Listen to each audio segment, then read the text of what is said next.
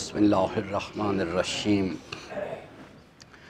قال الحکیم فی کتابہ المجید بسم اللہ الرحمن الرحیم تعاونوا علی البر والتقوی ولا تعاونوا علی الاثم والعدوان۔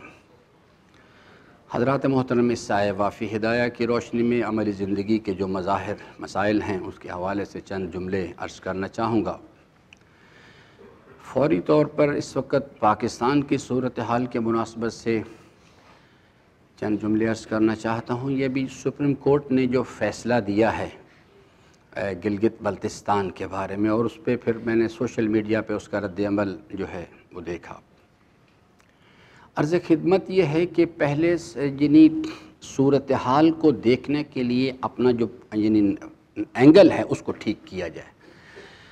یہ آپ سبز چشمہ پہن لیں، آپ کو گرد و پیش میں سب کچھ سبز دکھائی دینا شروع ہو جائے گا۔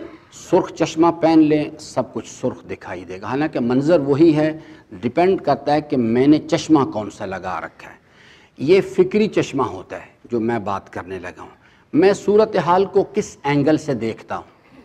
الہی نظر سے منظر کو دیکھ رہا ہوں، یا میری فکر کسی چیز کے اندر محدود ہے، رنگ میں محدود ہے، نسل میں محدود ہے، علاقے میں محدود ہے، ان چیزوں کے اندر۔ جیسے یہ ایک کفریہ جملہ ہے، سب سے پہلے پاکستان، یعنی اب ہم فکری طور پر پہلے اپنے آپ کو پاکستان کے اندر بند کریں گے، پھر قربت و دوری کے پیمانے پاکستان کے لحاظ سے بنیں گے، اور پھر اس کے نتیجے میں ہم اپنے یعنی شناخت کو ٹھیک بنائیں گے کہ جناب کامیابی کیا ہے، ناکامی کیا ہے، اچھائی کیا ہے، برائی کیا ہے۔ اب پاکستان کے اندر ہم قید ہو گئے آگے۔ دیکھیے، ہمارے ائمہ نے جو نسل آدم کے بارے میں نظریہ دیا ہے، اور قرآن کریم جو ہے وہ کھونا للظالم خصمن وللمظلوم اولا۔ ہمیں نہ رنگ کو دیکھنا ہے، نہ نسل کو دیکھنا ہے، نہ علاقے کو، کچھ نہیں دیکھنا، نہ زمان، نہ کھونا للظالم خصمن۔ جو شخص بھی ظالم ہے، ہم نے یہ جو الہی تحریک ہے اس کے اندر کیا ہے؟ ظلم کا خاتمہ اور عدالت کا قیام، یہ چیز ہے۔ اب ظالم اور ظلم ہے کیا چیز، اسے سمجھنے کی ضرورت ہے قرآن اور اہل بیت سے۔ ہمارے امام نے ہمیں یہ نظریہ دیا ہے کہ ہمیں ظالم کے خلاف قیام کرنا ہے، ولو وہ ماضی کا ہو، وہ حال کا ہو، یا مستقبل کا ہو، وہ ہمارے زبان کا بولنے والا ہو، یا وہ کہیں آسٹریلیا میں رہتا ہو، یا وہ ہمیں، چونکہ یہ ہماری فکری اینگل ٹیڑھا ہو گیا ہوا ہے۔ ہم چیزوں کو دیکھتے ہیں رنگ کے لحاظ سے، نسل کے لحاظ سے، زبان کے لحاظ سے، علاقے کے لحاظ سے۔ زمانی و مکانی کیفیات نے ہمارے سب سے پہلے اپنے آپ کو اس سے باہر نکالنے کی ضرورت ہے۔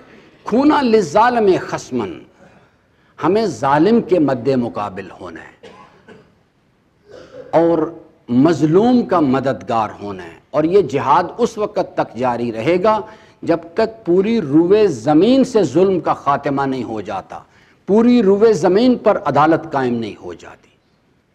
یہ ہمارا جو ہمیں اینگل دیا گیا ہے اپنے گرد و پیش کو دیکھنے۔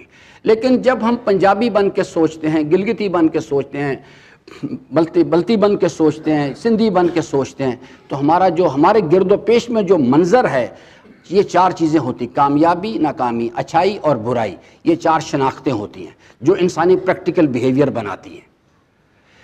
اب جب ہم سندھی بن کے سوچتے ہیں تو پھر ہمارا پوائنٹ آف ویو ہوتا ہے کہ سندھ کے مفاد کے لیے کیا چیز ہے۔ پھر سندھ کے اندر بھی دو طرح کے لوگ ہیں، ایک مظلوم ہے، ایک ظالم ہے۔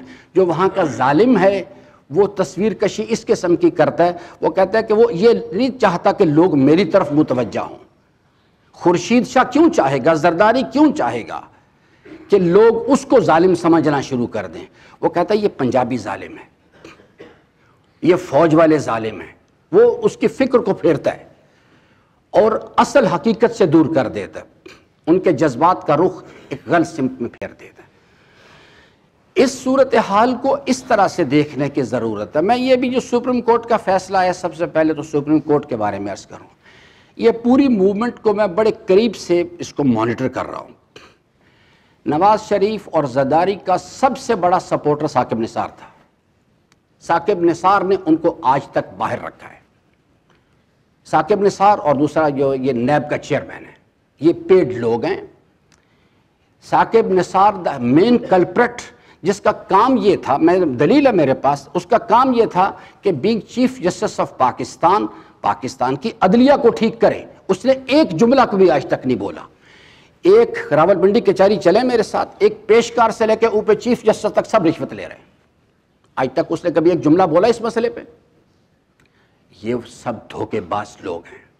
چیف جسٹس جو ہے یہ پاکستان کے سب سے بڑے دشمن ہیں، زرداری اور نواز شریف اور ان کے جو الائز ہیں. بجائے اس کے کہ اس کی وجہ سے یہ لوگ باہر ہیں، ورنہ ان کو تو فوارہ چوک پہ کھڑ کر کے گولی مار دینی چاہیے تھی. لیکن چونکہ ہمیں سمجھ نہیں بات کی، ہم میڈیا کے پیچھے چلتے ہیں. میڈیا ہمارے افکار بناتا ہے، میڈیا ہمیں موٹیویشن دیتا ہے. یہ دو افراد ہیں، خدا کرے کہ یہ جو نیا آدمی آیا ہے آصف سعید کھوسا، اس کو اللہ ہدایت دے دے کوئی، اور جو باقی افراد ہیں جو آرگنز ہیں، آرمی بھی تائید کرے. وہ اکیلا کچھ نہیں کر سکتا، عمران خان اکیلا کچھ نہیں کر سکتا. معاشروں کو تبدیل کرنے کے لیے جماعتیں چاہیے ہوتی ہیں، سینرجی جنریٹ کرنی پڑتی ہے. اگر امیر المومنین جیسا پیشوا بھی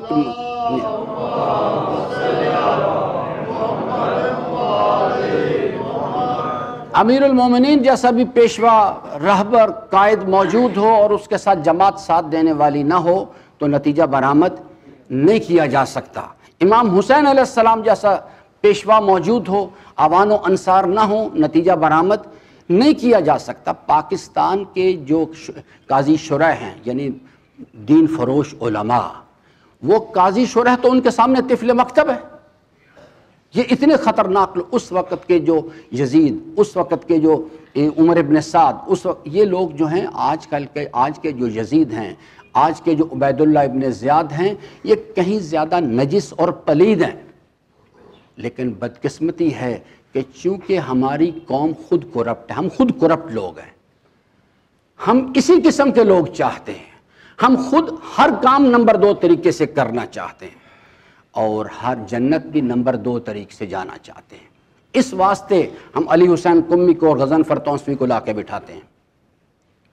ہم جنت بھی نمبر 2 طریقے سے جانا چاہتے ہیں. اور جب ہمارے سامنے وہ باتیں پیش کی جاتی ہیں کہ جناب اللہ تعالیٰ کا کلام تو یہ کہتا ہے، تو مذاق اڑاتے ہیں آگے سے. تو اس لیے میرے عزیزان، یہ جو فیصلہ ہے یہ سب ڈرامے ہیں، یہ کھیل ہیں. جب تک اصل مسئلے کو حل نہیں کیا جائے گا، لا الہ نہیں کیا جائے گا، اس وقت تک الا اللہ نہیں کیا جا سکتا. لا الہ کا کیا مطلب ہے؟ یہ پہلے ایک کلمہ، ایک سٹیٹمنٹ ہے، پھر ایک نظریہ ہے، پھر ایک پریکٹیکل بیہیویئر ہے. اس کی لا الہ الا اللہ کی عملی تشریح اور تفسیر یہ ہے کہ یہ جتنے الہ ہیں ان کو اٹھا کے باہر پھینکو. پہلے اپنے دور کے جو پاکستان کے شاہ کے وارث، ان کو اٹھا کے باہر پھینکو، پھر الا اللہ ہوا کرتا ہے، ورنہ نہیں کیا جا سکتا. الا اللہ کہتے ہیں عدالت کو، لا الہ کہتے ہیں ظلم کے خاتمے کو. جب تک ظالم کی گردن نہیں کاٹی جائے گی نا، اس وقت تک علاج نہیں کیا جا سکتا اس چیز. تو اس لیے میرے عزیزان، گلگت اور بلتستان کے برادران سے میری بڑی ادب سے درخواست ہے کہ بات کو صحیح اینگل سے دیکھیں. وہ آپ کے اصل دشمن کون ہے؟ مہدی شاہ، حفیظ الرحمان، آپ کے ایم ایل ایز، آپ کے منسٹرز، وہ آ کے آپ کو بیچتے ہیں یہاں پہ. اس کی کیا ضرورت ہے ان لوگوں کی یہ کچھ کر سکیں؟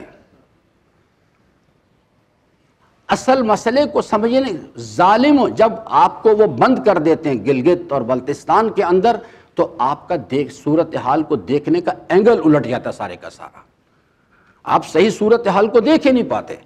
یہ جو نظریہ ہے، جو میں نے جملہ کہا کہ پرویز مشرف نے یہ نعرہ لگایا تھا کہ سب سے پہلے پاکستان، میرے عزیزان یہ تو کفر کا جملہ ہے. ہمیں کیا راستہ بتایا گیا؟ سب سے پہلے کہ المومن کان اخذہ للہ، ترکہ للہ، حبہ للہ، بغضہ للہ. ہمارے پاس تو محور و مرکز صرف اللہ کی ذات ہے، ہم کسی چیز کو درمیان میں نہیں لا سکتے. تو اس لیے میرے عزیزان، یعنی میں ہر آدمی آزاد ہے اپنے رائے قائم کرنے کے لیے اس چیز، لیکن میں عرض کر دوں کہ پہلے مسئلے کو سمجھیں، ظالم ہے کون؟ وہ آپ کی ڈائریکشن پھیرتے ہیں کہ تیری آرمی ظالم ہے، میں نہیں کہتا کہ وہ ظالم نہیں ہوں گے، ظلم کر رہے ہوں گے، لیکن وہ کیسے ظلم کرنے میں کامیاب ہو رہے ہیں پہلے اس کو تو دیکھیں ذرا، اس صورتحال کا صحیح طور پہ جائزہ لیں۔ کوئی پنجابی کسی کا دشمن نہیں، پنجاب کی صورتحال جو ہے میں اپنے عزیزان کو سمجھاتا رہتا ہوں، پنجاب کے جو ریموٹ ایریاز ہیں ان کی جو صورتحال ہے سیاسی لحاظ سے، اقتصادی لحاظ سے، وہ ناردرن ایریا سے کہیں زیادہ بدتر ہے، اور وہ آپ کو یہ ڈائریکشن پہ اس ڈائریکشن پہ لگا دیتے ہیں۔ اس اینگل سے دیکھنا شروع کریں، ظالم و مظلوم، اور چاہے وہ سائبیریا میں بیٹھا ہوا انسان ہو، اگر وہ ظالم ہے تو ہمیں اس سے اختلاف ہونا چاہیے، اور اگر مظلوم ہے تو اس کے ساتھ حمایت ہونی چاہیے۔ حضرت امام خمینی رضوان اللہ تعالیٰ علیہ نے اسی لیے جب ہنڈراس میں امریکہ نے حملہ کیا تو انہوں نے اپنے یعنی وزیر اعظم کو بھیجا وہاں اور کہا جاؤ ان کو جا کے بتاؤ ہم آپ کے ساتھ ہیں۔ پہلے اپنے نقطہ نظر کو، اپنے کانسیپٹ کو کلیئر کریں، پھر اس کے بعد رائے دینا شروع کریں، پھر اس کے بعد، اور پھر یہ ہے کہ اس بدبختی سے بھی باہر آ جائیں۔ میرے عزیزان، فیس بک پہ نعرے لگانے سے کچھ نہیں ہوا کرتا، یہ جو ظلم کا خاتمہ اور عدالت کا جو قیام ہے اس کے لیے وجود قربان کرنا پڑتا ہے۔ اگر یہ باتوں سے ہوتی نا، امام حسین علیہ السلام کربلا نہ آتے، مدینہ بیٹھ کے باتیں کرتے۔ اس کے لیے علی اکبر قربان کرنا پڑتا ہے۔ وہ لوگ خمس ادا نہیں کرتے، نماز وہ نہیں پڑھتے، سوشل میڈیا پہ وومنائزنگ کرتے ہیں، اور پھر سوشل میڈیا پہ میسج چھوڑنے شروع کر دیتے ہیں کہ جی یہ کر دیں گے اور وہ کر دیں گے۔ نہ میرے عزیزان، ان باتوں سے کچھ نہیں ہوا کرتا۔ اللہ تعالیٰ سے امیدوار ہوں کہ اللہ تبارک و تعالیٰ ہم سب کو اپنی رضا کی راہیں جو ہیں ان کو شناخت کرنے اور ان پر عمل پیرا ہونے کی توفیق عطا فرمائے۔ بسم اللہ الرحمن الرحیم، والعصر ان الانسان لفی خسر الا الذین آمنوا وعملوا الصالحات وتواصوا بالحق وتواصوا بالصبر۔